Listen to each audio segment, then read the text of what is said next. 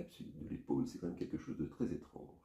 Un matin, ou progressivement sur quelques jours, on a une épaule, l'une ou l'autre, jamais les deux en même temps, c'est rare, qui se retrouve figée avec une difficulté douloureuse d'élévation latérale.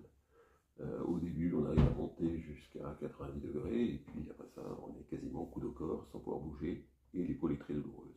Et ça, on sait que c'est lié. Il faut bien sûr faire un bilan radiographique, échographique et consulter pour vérifier qu'il n'y a pas ni calcification ni éléments pathologiques majeurs.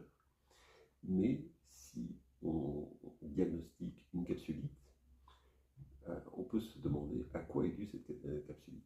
Et en fait, on sait maintenant que la capsulite est liée à un emballement du système nerveux végétatif qui normalement a cette balance qui régule le taux d'adrénaline dans le corps et donc l'excitation ou le repos.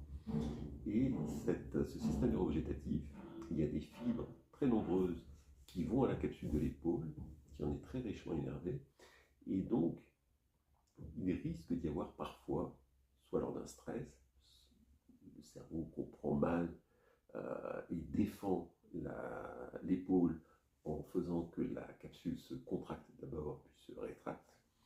Il y a donc ce problème neurovégétatif, donc d'origine neurologique, qui fond sur l'épaule, et si le diagnostic et le traitement ne sont pas posés et lancés très tôt, on risque d'avoir des douleurs et une raideur qui dure très très longtemps, 3 mois, 6 mois, 1 an, 18 mois. Même si la capsulite guérit toujours, mieux vaut s'en occuper très vite, la soigner très vite, parce qu'on sait que la guérison définitive sera d'autant plus rapide.